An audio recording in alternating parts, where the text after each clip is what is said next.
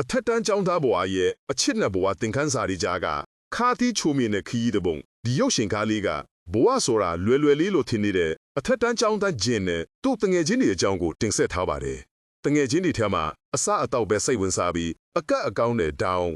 ဘယ်နေရာမှာဆိုအီမောချတတ်တဲ့ဘန်မိန်းကလေးတွေနောက်ပဲလိုက်နေတဲ့ဂျွန်းနောက်ဆုံးမှာကျောင်းပြောင်းလာတဲ့စီကန်းရှိပုံရတဲ့ဘန်ဒူပါဝင်ပါတယ်။သူတို့အားလုံးကတယောက်နဲ့တယောက်စရိုက်မတူပေမဲ့တကယ်ကိုချစ်ခင်ရင်းနှီးကြတဲ့တငယ်ချင်းတွေပါ။တနေ့တော့သူတို့တွေကျောင်းရဲ့အချောဆုံးအတော်ဆုံးအလီမာဆုံးနဲ့အတန်းခေါင်းဆောင်စွန်နဲ့စုံကြပါတယ်။ဂျင်ကတော့စွန်ကိုဘဝမကြမောက်မာတယ်လို့မြင်နေတော့ပါပဲ။တရက်မှာဂျင်ကဂျွန်းကိုစားနောက်ရင်နိုးဘူးနဲ့ပစ်လိုက်တာစွန်ရဲ့စားပွဲပေါ်ကျပြီးစွန်ပေပေါ်ထွက်လို့ဆီယာမကဂျင်စွန်နဲ့ဂျွန်းတို့ကိုအတန်းထုတ်ပြီးအပြစ်ပေးပါတယ်။ပြီးတော့ဂျင်ကိုစွန်ဘေးမှာထိုင်ခိုင်းကစာတင်ခိုင်းလိုက်ပါတော့လေအားကစားချိန်မှာဂျင်ကစွန်တငယ်ခင်းကိုတွားစားတော့စွန်ကမင်းလိုလူမျိုးကဘယ်တော့မှအရာရောက်မှာမဟုတ်ဘူးလို့ပြန်ပြောလိုက်တယ်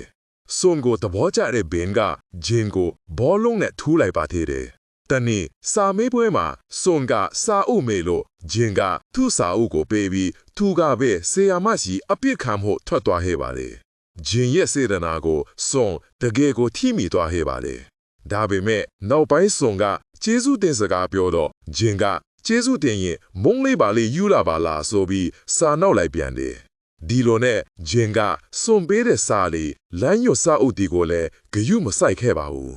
ဒါပေမဲ့ညဘက်စာအုပ်တွေရွှေ့ရင်စွန်ရဲ့စာရေးလက်ရာလာတာကိုသတိထားမိရာကနေစာလူချင်းစိတ်ပေါ်လာပြီးတကယ်ကိုကျူးစားလိလာကိုအတန်းထက်မှာအံ့ဩသွားကြတဲ့အထီးပါပဲ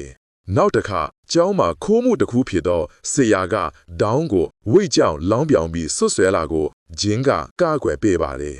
ဂျင်းကိုဆီယာကအတန်းထုတ်လိုက်တဲ့အခါစွန်ကလည်းဂျင်းဘက်ကနေရက်တီပေးခဲ့ပြီးသူ့ပါအပြစ်ခံယူပါမယ်လို့ပြောပါတယ်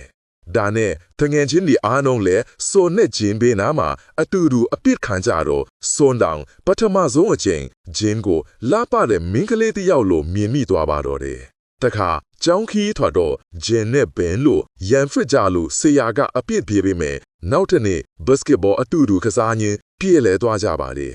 ဒီလိုနဲ့စွန်ကမင်းအဆင့်ကောင်းကောင်းရနိုင်မှာမဟုတ်ဘူးဆိုပြီးစိန်ခေါ်စကားနဲ့စာမေးပွဲအတွက်ညဘက်ကျောင်းမှာအတူတူစာလုပ်ပေးဟောပြောပါတယ်ဂျင်ကရှုံးရင်ခေါင်းရရမယ်စွန်ကရှုံးရင်စံပြင်ချရမယ်လို့အလောင်းအစလုပ်ပြီးစာကြိုးစားပါတော့တယ်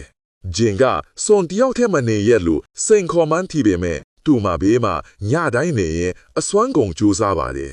စာမေးပွဲပြီးတော့တနေ့စွန်ကျောင်းမှာတယောက်ထဲစာလုပ်ရင်မီးပြတ်သွားပါတယ်ကြောက်ကြောက်နဲ့စာအုပ်ထင်းရင်ခဲတဲ့နီးလေးကျသွားလို့ကောက်လိုက်တော့မီးပြန်လင်းလာပြီးခေါင်းရိပ်ထားတဲ့ပိုင်မက်တီးပွန်စာကျင်းသူ့ရှေမှာရောက်နေပါတယ်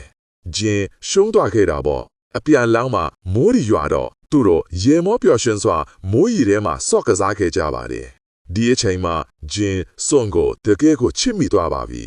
ဘွဲယူတဲ့နေ့မှာစွန်ကသူ့တငယ်ချင်းမိုးနာကိုသူ့ဂျင်းကိုချစ်ကြောင်းဂျင်ကအတူတူဖြစ်ချင်ကြောင်းပြောပြလိုက်ပါတယ်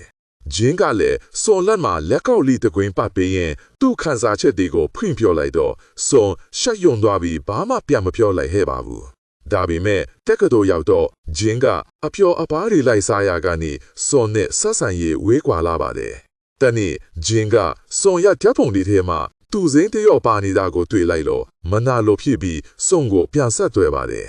စွန်ကနောက်နေ့လာလဲမဲ့ပြောတော့ဂျင်းကဝမ်းတာအားရချပြီးစွန်ကိုအမတ်တရဖြစ်အောင်ဖွင့်ပြောဖို့စဉ်းစားပါတယ်ဂျင်းကလက်ဝဲလိချင်းခန်းဒီဆက်လုပ်ပြီးနောက်လပြိုင်ပွဲဝင်မဲ့ကျင်ရပါတယ်ပထမဆုံးပွဲမှာဂျင်ထိုးချိခံရတာကိုစွန်လာကြည့်နေတာကိုတွေ့ရပါတယ်ပွဲပြီးတော့ဂျင်ကစွန်ကိုသူ့လက်ဝဲဝါသနာအကြောင်းရှင်းပြပြီးမဲ့စွန်ကစိတ်ဆိုးပြီးပြန်တော့မြင်လို့ပါတယ်အဲ့ဒီအချိန်မှာအရက်သမိုင်းညယောက်ကစွန်ကိုစကားတွေဆော့တော့ဂျင်ကမခံမရနေဖြစ်ပြီးတွားထိုးရင်ကိုယ်တိုင်တည်းထိုးချိခံရပါတော့တယ်စွန်ကဂျင်ဟာခလဲဆန်တဲ့တာဝန်ယူမှုမရှိဘူးဆိုပြီးရင်းရင်တီးတီးပြောတော့ဂျင်ကသူ့စွန်ကိုချစ်လို့ကာကွယ်ပေးခြင်းလို့အားထုတ်တာလို့ပြောရင်သူတို့နှစ်ဦးလမ်းခွဲခဲ့ကြရပါတယ်ဂျင်တငယ်ချင်းတွေမြို့ကိုရောက်လာပြီးဂျင်ကိုနှစ်တင်ပေးရင်တောက်စာမူရစ်ကြပါရဲ့ အယက်မူပြီးစစ်သားတွေနဲ့ရန်ဖေးအားကနေဂျင်ထိုးချိခံရတော့သူ့အဖေပြောဘူးတဲ့စစ်တပ်ထဲဝင်ရင်လူကြီးဖြစ်မယ်ဆိုတဲ့စကားကိုမှတ်မိပြီးစစ်တပ်ထဲဝင်သွားခဲ့ပါတယ်ဒီလိုနဲ့ဂျင်လည်းတာဝန်တည်တတ်တဲ့ယောက်ျားတစ်ယောက်ဖြစ်ပြောင်းလဲသွားပါတော့တယ်ဒီအချိန်မှာဘင်းကစွန်နာကဖို့စူးစမ်းပြီးမြစွန်ကဘင်းကိုသူ့မှာမကြိုက်တဲ့သူဖြစ်ကြောင်းပွင့်ပွင့်လင်းလင်းပြောလိုက်ပါတယ်တန်နဲ့စွန်ရဲ့မျိုးမှာရေကျွေးကြောင်းကျင်ကြတော့သူ့မိဘတွေကိုမခေါ်ပဲစွန်ကိုအရင်ခေါ်ဖို့ရရှိခွင့်တောင်းပြီးဖုံးဆက်ပါတော့တယ်စွန်ကသူတို့မိသားစုအစင်းပြေကြောင်းပြောရင်လမ်းခွဲခဲ့တဲ့နေ့ကဂျင်ကိုချစ်တယ်လို့ပြောဖို့စီစဉ်ခဲ့ကြောင်းဒါပေမဲ့အရာရာနောက်ကျသွားပြီးဖြစ်လို့တငယ်ချင်းတွေအဖြစ်နဲ့ပဲစက်နေကြအားလို့ပြောရင်ဖုံးချသွားခဲ့ပါတယ်နှစ်ဒီကြတော့ဘန်ကမွေးတာကုမ္ပဏီလုံငါရှင်ဂျွန်ကနာမည်ကြီးစားဖို့မူဒေါင်းကနာမည်ကျော်ဒါရိုက်တာမောနာကသူ့ရဲ့လက်ထောက်ဘင်ကတော့နာမည်ကြီးရှိနေတယောက်ဖြစ်လာကြပါလေဂျင်ကတော့သူခလေးဘွားကတည်းကဝါသနာပါခဲ့တဲ့လက်ဝှေ့ချန်ပီယံတွေအကြောင်းသရုပ်ဖော်ဇက်လန်စာရေးစရာတယောက်ဖြစ်လာပါလေတနေ့ဂျင်ကစွန်ကသူ့ကိုချစ်ကြောင်ဖွင့်ပြောဖို့မဟုတ်ဘဲသူ့မင်္ဂလာပွဲကိုဖိတ်ဖို့ဖုံးဆက်လာပါတော့တယ်စွန်ရဲ့စကားကြောင့်ဂျင်ရဲ့ရင်းပတ်ထဲစူးနစ်ထားခဲ့ရပါတယ်စွန်ရဲ့မင်္ဂလာပွဲမှာတငယ်ချင်းအားလုံးပျော်ရွှင်နေကြပေမဲ့ဘင်းတယောက်ကတော့စွန်ကိုခုထိချစ်နေစေပါတယ်ဒါပေမဲ့ဂျင်ကတော့စွန်တကယ်ချစ်တဲ့သူနဲ့ပေါင်းလိုက်ရတဲ့အတွက်အပျော်ဆုံးပဲလို့ပြောပါတော့တယ်ဘာလို့လဲဆိုတော့သူတို့အားလုံးရဲ့အချစ်တွေကိုစွန်ပြစ်ပယ်ပြီးတခြားတစ်ယောက်နဲ့လက်ထပ်လိုက်တာကြောင့်ပါသူတို့အားလုံးစွန်ရဲ့မင်္ဂလာပွဲမှာမင်္ဂလာဆောင်မှာခွင့်လွှတ်ပါတချင်းလေးကိုသာဆိုပြီးဇက်ကာလီပြီးသွားပါဗျာ